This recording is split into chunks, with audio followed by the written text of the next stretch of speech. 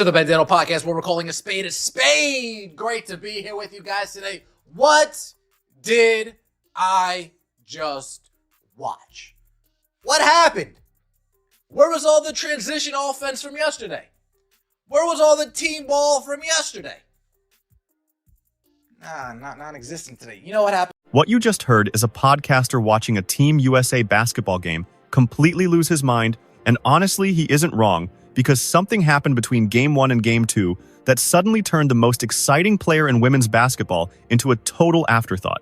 Caitlin Clark went from controlling the floor with fast break offense and jaw-dropping passes to simply standing on the court while Paige Bueckers and Angel Reese took over the spotlight, leaving fans wondering what changed so quickly overnight. Speculating here. Kara Lawson, preparing for today's game. She got tapped on the shoulder. Tap, tap, tap. She looked behind her, and there she was, staring at Kara Lawson. Stephanie White. And you know what Stephanie White said? Slow it down, coach. Slow it down. You see all the publicity Caitlin Clark's getting today? Did you see the news? Everybody's talking about Caitlin Clark. We can't have that. The transition offense, Caitlin Clark making passes that nobody in the league has ever seen before. We can't have that. Slow it down, Kara Lawson. Switch it up. We got to make everybody else shine. We don't want her. That conspiracy theory might sound a little extreme at first, but once you look at the real numbers from Game 2, it actually begins to make sense. Caitlin Clark played 16 minutes and did not record a single assist during the entire first half. Think about that for a moment. The best passer in women's basketball, surrounded by top-level talent, goes through 2 complete quarters without creating even one scoring play for a teammate. That is not just a random coincidence. That points to a completely different offensive approach. And here is where things start to get even more interesting. Stephanie White, the woman who recently became the new head coach of the Indiana Fever, was actually at that game. She has openly talked about wanting to slow the Fever's tempo, run more organized sets, and make sure every player gets their share of touches. Sound familiar? Paige Bueckers in the starting line. Let's get right into it. Please like the video. Let me know your thoughts in the comment section below and subscribe to the channel. Caitlin Clark tonight, 16 minutes, 8 points, 3 rebounds. Team USA wins. The starting lineup for today's game, we had Monique Billings, Paige Bueckers, Chelsea Gray, Kiki Iriafen, and Kelsey Plum. Paige Bueckers led the team with 16 points.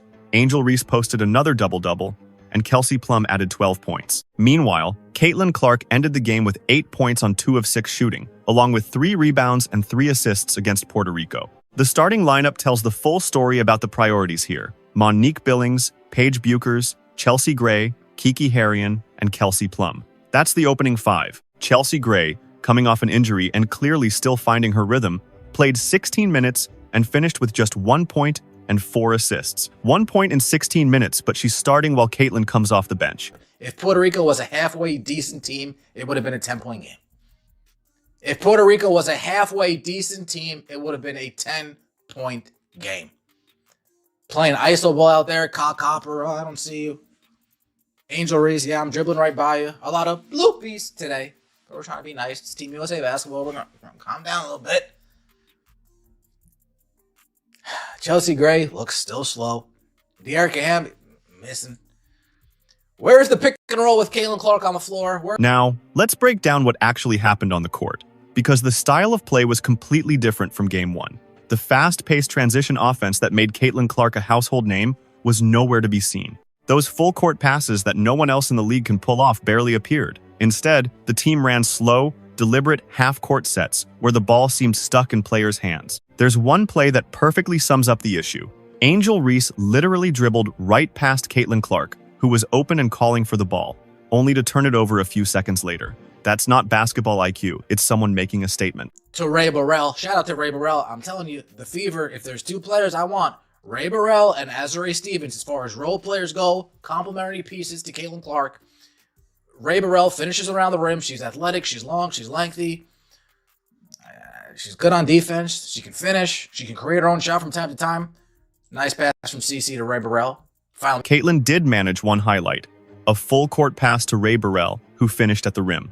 That's the kind of play that draws millions of viewers to women's basketball. It's the signature move that set viewership records all season, and it happened just once in this game.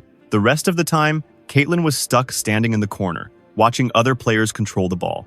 At one point, she just said, "Forget it," and pulled up for a step back, 3 from deep between the legs, step back, bang. That wasn't a set play. That was a player fed up with being ignored by the offense. Caitlin with the steal and score. Now this was nice. This actually showed off Caitlin Clark's speed. She beat the defender, got hit in the head, no flagrant call, it is what it is. But read the pass in lane well, jumped it, whoop, let me swoop in there. Coast to coast. Solid defensive play from Caitlin, and she turned on the Jets. Then there's the steal and score, where Caitlin showed off her blazing speed. She jumps the passing lane, takes a hit to the head with no flagrant call, and still races coast to finish.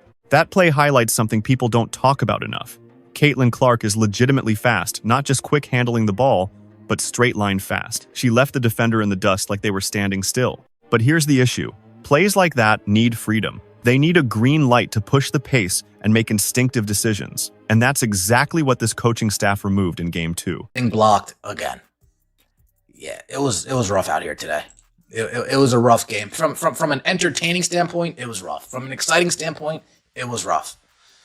Paige Becker's leading scorer was 16 points. Paige, she played good. I can't. I'm not hating it. She played. It's just not exciting. Kelsey Plum, 12 points.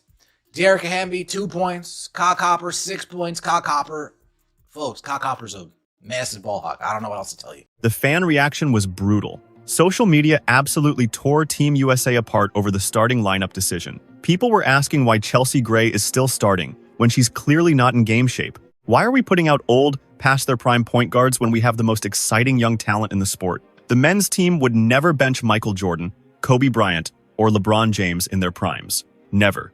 But that comparison misses the bigger picture. This isn't about evaluating talent. This is about sending a message. Because if it were just about winning games, Caitlin Clark would be running the offense against Puerto Rico. This is about setting a hierarchy and making sure everyone knows their place. That's a don't expect CC to see the ball again.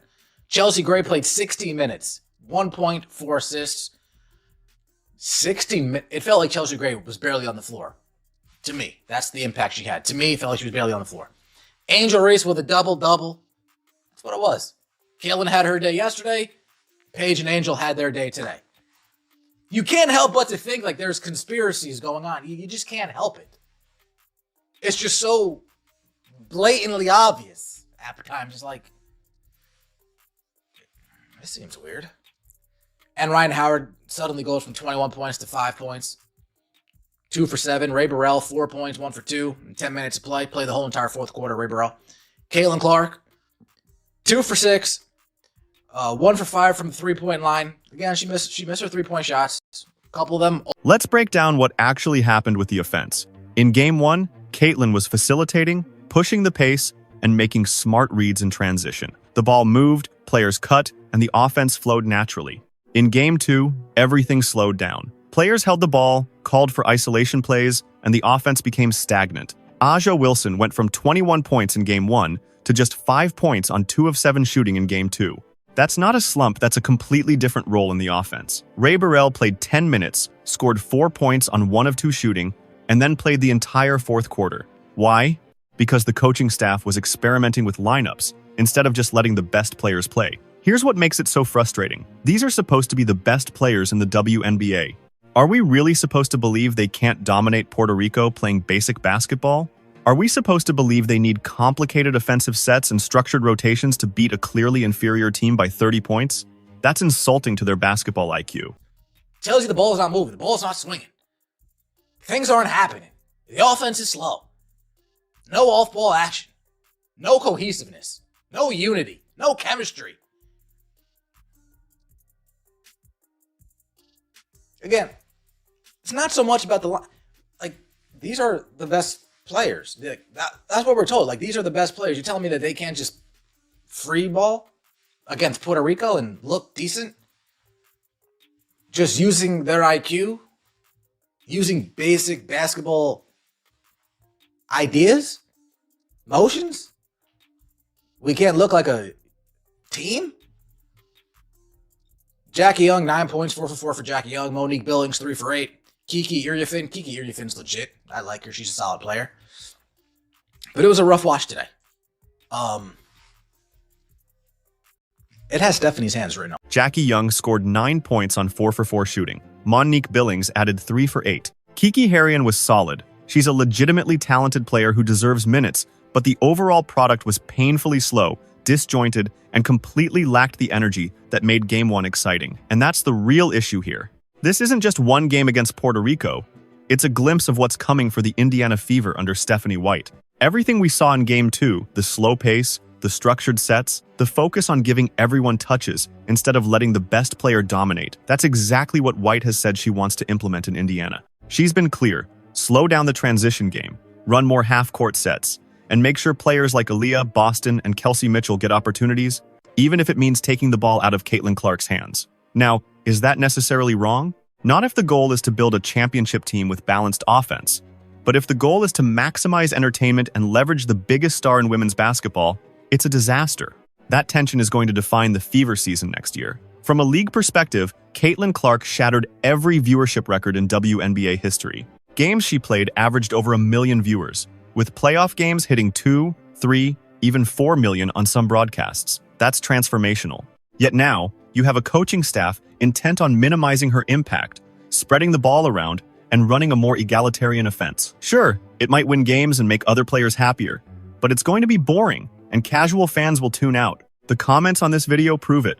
People say they'll only get text alerts when Caitlin checks in because they don't want to watch the rest of the roster. That's how momentum dies. And here's the thing about Team USA. These exhibition games are supposed to grow the sport internationally. You're playing in front of fans who might be watching women's basketball for the first time. Yet the strategy is to bench your biggest star and run a slow, methodical offense. That's marketing malpractice. Chelsea Gray is a great player, a champion, with incredible basketball IQ and one of the league's top point guards when healthy. But she played 16 minutes, looked invisible, and posted just 1 point and 4 assists starting over Caitlin Clark. How does that make sense for growing the game? The conspiracy theory about Stephanie White whispering in the coach's ear might be overblown, but the underlying point is real. There's a clear philosophical divide about how to use Caitlin Clark, and the side limiting her impact is winning right now. Look at the pattern. Game 1, Caitlin plays freely, pushes the pace, facilitates the offense, and everyone looks great. Game 2, a completely different system. Caitlin stands in the corner, other players get featured, and the whole thing becomes unwatchable. That's not random, that's intentional roster management. So, the question is this what we'll see from the Fever next season? If Stephanie White applies the same philosophy in Indiana, fans are going to be frustrated. People didn't fall in love with Caitlin Clark because she's a good role player. They fell in love with her because she's a dynamic, game-changing superstar who does things nobody else can. When you take that away, when you force her into a system that minimizes her strengths, you're not just hurting the team, you're limiting the entire league's growth potential. Let me know what you think in the comments. Are we overreacting to one exhibition? Or is this a legitimate preview of what's coming? Subscribe for more WNBA coverage, and I'll see you in the next video.